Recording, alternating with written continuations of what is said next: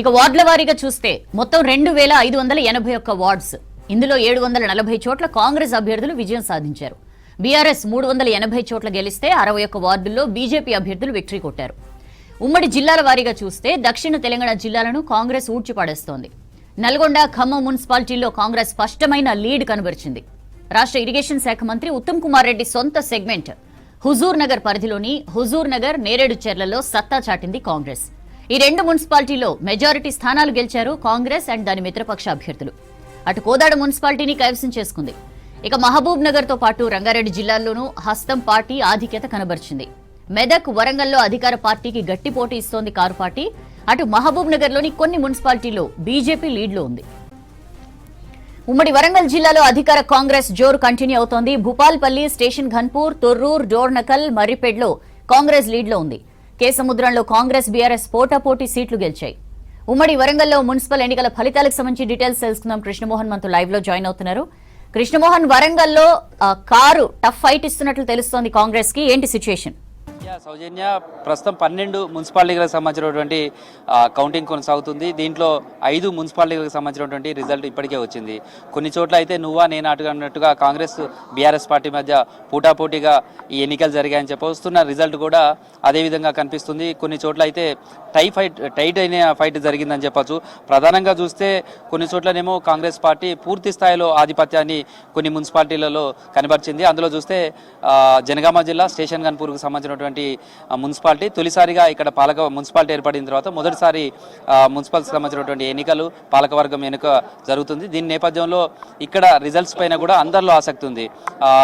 ఇక్కడ ఎమ్మెల్యే కడియం శ్రీహరి అన్ని తానై మున్సిపాలిటీకి సంబంధించినటువంటి ప్రచారంలో పాల్గొనడం కావచ్చు, లేదా అభ్యర్థులను నిలబెట్టడం, వాళ్ళకి సంబంధించినటువంటి ప్రజలకు సంబంధించినటువంటి అనేక హామీలు ఇచ్చిన నేపథ్యంలో ఈసారి కాంగ్రెస్ పార్టీని అక్కడ ఉన్నటువంటి ప్రజలు కూడా మరోసారి నమ్మారని చెప్పచ్చు.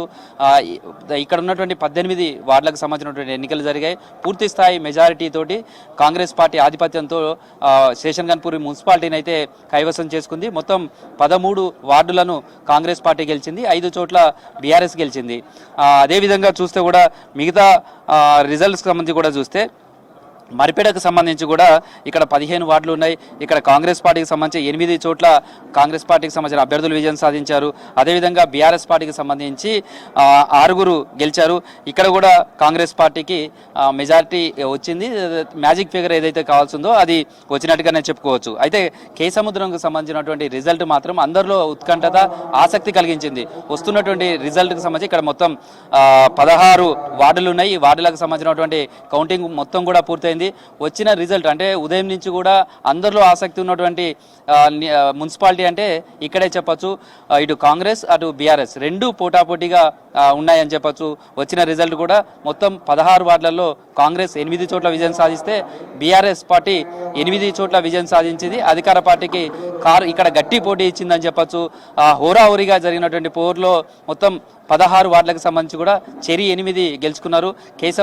కేసముద్రం సంబంధించి కూడా ఇది తొలిసారి మున్సిపాలిటీ ఏర్పడిన తర్వాత ఫస్ట్ టైం ఇక్కడ పాలకవర్గం ఎన్నిక జరుగుతున్న నేపథ్యంలో రెండు పార్టీలకు, ఇటు అధికార పార్టీకి సంబంధించి కావచ్చు, అదేవిధంగా ప్రతిపక్ష పార్టీ బీఆర్ఎస్కు సంబంధించి కూడా సమానమైనటువంటి రిజల్ట్ ఓటర్లు కట్టబెట్టారని చెప్పచ్చు. 8 చోట్ల కాంగ్రెస్, అదేవిధంగా 8 చోట్ల బీఆర్ఎస్ గెలిచింది. అదేవిధంగా డోర్నకల్ సంబంధించినటువంటి మున్సిపాలిటీ కనుక చూస్తే ఇక్కడ కాంగ్రెస్ పార్టీ ఏకపక్షంగానే విజయం సాధించిందని చెప్పచ్చు. 15 వార్డులకు సంబంధించినటువంటి ఎన్నికలు జరిగాయి. ఇక్కడ 15 వార్డులు ఉన్నాయి. దీంట్లో కాంగ్రెస్ పార్టీ 11 చోట్ల విజయం సాధించింది. బీఆర్ఎస్ కు 4 వార్డులు దక్కాయని చెప్పచ్చు. దీంతో డోర్నకల్కి సంబంధించినటువంటి మున్సిపాలిటీ అధికార పక్ష కాంగ్రెస్ పార్టీ వశమైందని చెప్పుకోవచ్చు. అదేవిధంగా తొర్రూరుకు సంబంధించినటువంటి మున్సిపాలిటీలో కూడా నువ్వా నేనా అన్నట్టుగానే పోటాపోటీ జరిగింది. వస్తున్న రిజల్ట్స్ కూడా చాలా ఆసక్తి అందరిలోనే కలిగించాయి. ప్రస్తుతం అక్కడ రిజల్ట్స్కు సంబంధించినటువంటి మొత్తం కూడా పూర్తయింది.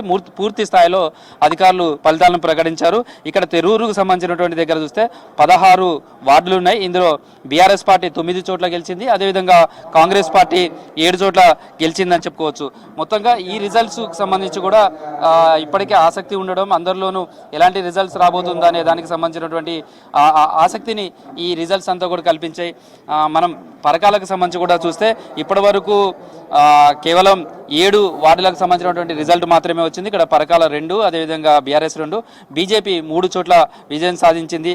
జనగామకు సంబంధించి కూడా అధికార పార్టీకి స్పష్టమైన మెజార్టీ వస్తుందని చెప్పొచ్చు. కాకపోతే ఇక్కడ కూడా బీఆర్ఎస్ వర్సెస్ కాంగ్రెస్ అన్నట్టుగానే ఆధిపత్యం కొనసాగింది. ఉమ్మడి వరంగల్ జిల్లాకు సంబంధించినటువంటి బీఆర్ఎస్ ఉన్న ఎమ్మెల్యే పల్లారాజేశ్వరరెడ్డి ఈయన ఒక్కడే ఈ నియోజకవర్గం మాత్రమే. దీంతో ఈ నియోజకవర్గంలో హెడ్ క్వార్టర్లో జరుగుతున్నటువంటి మున్సిపాలిటీ దీని మీద అందరిలో ఆసక్తి ఉన్నది. జనగామ సంబంధించినటువంటి రిజల్ట్ ప్రస్తుతం వస్తుంది. అయితే వచ్చినటువంటి రిజల్ట్ చూస్తే కాంగ్రెస్ పార్టీ 9 చోట్ల కాంగ్రెస్ పార్టీ అభ్యర్థులు గెలిచారు. అదేవిధంగా బీఆర్ఎస్ 7 చోట్ల గెలిచారు. అదేవిధంగా ఇండిపెండెంట్లకు సంబంధించి కూడా వీళ్ళంతా కూడా కాంగ్రెస్ పార్టీ రెబల్స్ గానే చెప్తున్నారు.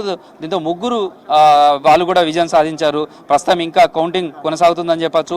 భూపాలపల్లిలో కూడా నువ్వా నేనా అన్నట్టుగానే ఇటు బీఆర్ఎస్ కాంగ్రెస్ పార్టీ మధ్య పోటాపోటీగా జరుగుతున్నాయి. వస్తున్న రిజల్ట్స్ కూడా అదే విధంగా కనిపిస్తుంది. ప్రస్తుతం ఇక్కడ ఉన్నటువంటి 30 వార్డులకు సంబంధించినటువంటి భూపాలపల్లిలో ఉన్నాయి. ఇక్కడ ఇప్పటివరకు వచ్చినటువంటి రిజల్ట్స్ చూస్తే కాంగ్రెస్ పార్టీకి 5 వచ్చాయి, అదేవిధంగా బీఆర్ఎస్ పార్టీకి 4 వచ్చాయి. అదేవిధంగా ఒక వార్డును బీజేపీ గెలుచుకోగలిగిందని చెప్పచ్చు. అదేవిధంగా మహబూబాద్కు సంబంధించిన వరకు చూస్తే ఇప్పటి వరకు 2 వార్డులకు సంబంధించినటువంటి రిజల్టే వచ్చింది. మిగతా మున్సిపాలిటీలతో పోలిస్తే మహబూబాద్కు సంబంధించినటువంటి రిజల్ట్కి అయితే చాలా ఆలస్యంగా వస్తుందని చెప్పచ్చు. ఇప్పటి వరకు 2 వార్డులకు సంబంధించి మాత్రమే అధికారికంగా వచ్చింది. ఒకటేమో బీఆర్ఎస్కు సంబంధించి, ఒకటి సిపిఎంకు సంబంధించినటువంటి అభ్యర్థి గెలిచారు. సేమ్ వర్ధనపేటకు సంబంధించినటువంటి రిజల్ట్ కూడా చూడొచ్చు. వర్ధనపేటకు సంబంధించి కూడా మొత్తం 12 వార్డులు ఉన్నాయి. ఇక్కడ ఇప్పటి వరకు కాంగ్రెస్కు సంబంధించి 3 చోట్ల గెలిస్తే బీఆర్ఎస్ 5 చోట్ల గెలిచింది. 11వ వార్డుకు సంబంధించినటువంటి ఈ 5ట్లో 11వ వార్డుకు సంబంధించినటువంటి రీకౌంటింగ్ కొనసాగుతుంది. అంటే అధికారికంగా 4 చోట్ల బీఆర్ఎస్ గెలిచింది. ఒక చోటకు సంబంధించి కూడా రీకౌంటింగ్ జరుగుతుంది. అది 11వ వార్డు. అభ్యంతరాలు రావడంతో మరొకసారి అధికారులు అయితే రీకౌంటింగ్ చేస్తున్నారు. మొత్తంగా ములుగుకు సంబంధించినటువంటి చూస్తే మొత్తం 20 వార్డులు ఉన్నాయి. ఇక్కడ ఎమ్మెల్యేగా రాష్ట్ర మంత్రిగా సీతక్క ప్రాతినిధ్యం వహిస్తున్నారు. ములుగు జిల్లాకు సంబంధించి చూస్తే ఏకైక మున్సిపాలిటీ ఇది ఒక్కటి మాత్రమే ఉంది. అది కూడా నూతనంగా ఏర్పడినటువంటి మున్సిపాలిటీ. దీంట్లో కాంగ్రెస్ పార్టీ చాలా స్పష్టమైనటువంటి ఆధిక్యాన్ని కనబరుస్తుందని చెప్పొచ్చు. ఇప్పటి వరకు వచ్చినటువంటి రిజల్ట్స్ 12 వార్డులకు సంబంధించినటువంటి అఫీషియల్గా రిజల్ట్ ప్రకటించారు. అందులో 10 చోట్ల కాంగ్రెస్ పార్టీ విజయం అభ్యర్థులు వార్డు సభ్యులుగా విజయం సాధించారు. మరొక 2 చోట్ల బీఆర్ఎస్ గెలిచిందని చెప్పుకోవచ్చు. మొత్తంగా వస్తున్నటువంటి రిజల్ట్స్కు సంబంధించి 5 మున్సిపాలిటీలకు సంబంధించి పూర్తి స్థాయిలో రిజల్ట్స్ అంతా కూడా వచ్చాయి. తర్వాత మిగతా మున్సిపాలిటీలకు సంబంధించి కూడా మరికొద్దిసేపట్లోనే ములుగుకు సంబంధించినటువంటి రిజల్ట్ కూడా పూర్తి అయ్యే అవకాశం ఉంటుంది. దాదాపు ఇంకొక 1 అవర్ లోపలనే ఈ మున్సిపాలిటీలకు సంబంధించినటువంటి రిజల్ట్ అంతా కూడా వస్తుంది. కానీ మహబూబాద్కు సంబంధించి మాత్రం చూస్తే మిగతా మున్సిపాలిటీలతో పోలిస్తే చాలా ఆలస్యంగా ఇక్కడి నుంచి రిజల్ట్స్ వస్తున్నాయి. ఇక్కడ 30 వార్డులు ఉన్నాయి, 30 టేబుల్స్ వేశారు. మొదట అధికారులు చెప్పిన ప్రకారం అయితే 2 రౌండ్లలోనే మొత్తం రిజల్ట్స్ అంతా కూడా ప్రకటిస్తామని చెప్పారు. ప్రస్తుతం అయితే 30 టేబుల్స్లలో 30 వార్డులకు సంబంధించినటువంటి కౌంటింగ్ జరుగుతుంది. కానీ ఇప్పటి వరకు అఫీషియల్గా వచ్చింది మాత్రం 2 వార్డులకు సంబంధించినటువంటి రిజల్ట్. దీంతో ఇక్కడ కూడా కాంగ్రెస్ బీఆర్ఎస్ మధ్య గట్టి పోటీ జరిగింది. ఎవరికి వారు ధీమా వ్యక్తం చేస్తున్నటువంటి మున్సిపాలిటీగా మనం చెప్పుకోవచ్చు. దీంతో ఇక్కడ ఎలాంటి రిజల్ట్స్ వస్తున్నాయి అనేది మాత్రం అందరిలోనూ టెన్షన్ ఉంది. మరికొద్దిసేపట్లోనే ఇక్కడ నుంచి రిజల్ట్స్ పూర్తి స్థాయిలో వచ్చే అవకాశం ఉందనేది చెప్పుకోవచ్చు. అదేవిధంగా మనం ఆసక్తికరమైనటువంటి అంశంగా ఇంకోటి చెప్పుకోవడం అంటే నర్సంపేట. ప్రస్తుతం మనం ఉన్నటువంటి ఈ మున్సిపాలిటీకి సంబంధించిన కౌంటింగ్ జరుగుతుందంతా కూడా నర్సంపేటకు సంబంధించినటువంటి కౌంటింగ్ సెంటర్. అయితే ఇక్కడ 30 వార్డులకు సంబంధించినటువంటి ఎన్నికలు జరిగాయి. 30 వార్డులు ఉన్నాయి. దీనికి ఇప్పటి వరకు కనుక మనం రిజల్ట్ చూస్తే 7 చోట్ల కాంగ్రెస్ పార్టీకి సంబంధించినటువంటి వార్డులను గెలుచుకోగలిగింది. అదేవిధంగా బీజేపీ 1 చోట గెలిచింది, ఇండిపెండెంట్ 1 చోట గెలిచారు. కానీ బీఆర్ఎస్ పార్టీ 1 చోట మాత్రమే వార్డును గెలుచుకోగలిగింది.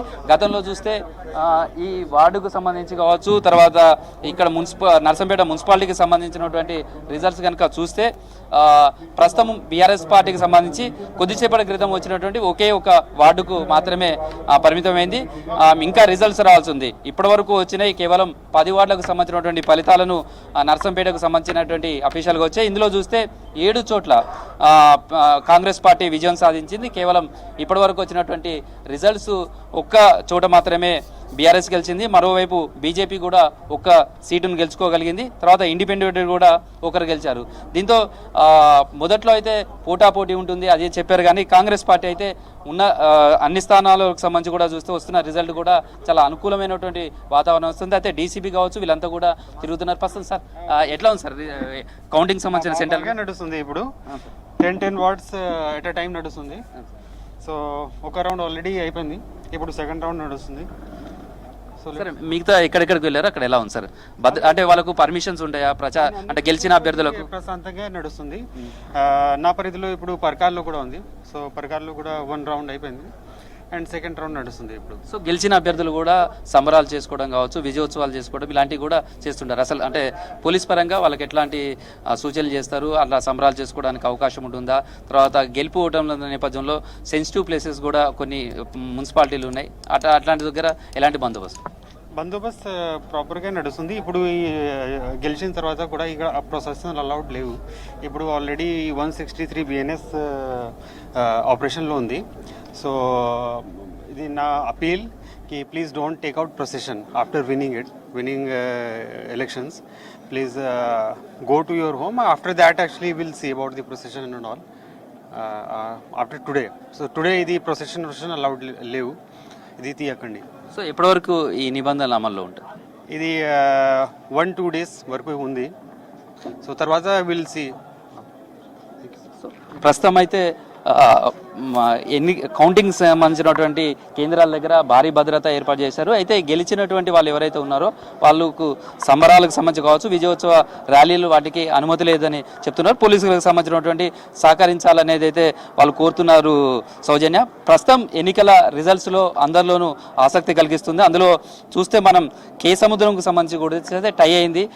8 కాంగ్రెస్ గెలిస్తే 8 బీఆర్ఎస్ గెలవడంతో ఈ కేసముద్రం మున్సిపాలిటీ మీద అందరిలోనూ ఏ విధంగా పాలకవర్గం ఎవరు రాబోతారు అనే దానికి సంబంధించినటువంటి ఉత్కంఠత అయితే కొనసాగుతుందని చెప్పొచ్చు. మొత్తంగా వస్తున్నటువంటి రిజల్ట్స్ అయితే ఇప్పుడు వరకు ఉన్నటువంటి 5 మున్సిపాలిటీలకు 100% రిజల్ట్ వచ్చేసి పూర్తి స్థాయి రిజల్ట్ను ప్రకటించేశారు.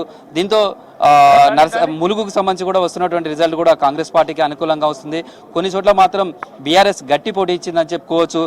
దానికి సంబంధించినటువంటి వర్ధనపేట కావచ్చు, తొర్రూరుకు సంబంధించినటువంటి మున్సిపాలిటీలు కావచ్చు, మహబూబాద్లో కూడా అలాంటి పరిస్థితి ఉందని చెప్తున్నారు. మొత్తంగా గెలిచినటువంటి అభ్యర్థుల టై ఉన్న దగ్గర కావచ్చు, గట్టి పోటీ ఉన్న దగ్గర కూడా క్యాంపు రాజకీయాలకు సంబంధించినటువంటి కూడా తెరలేపుతున్నారు.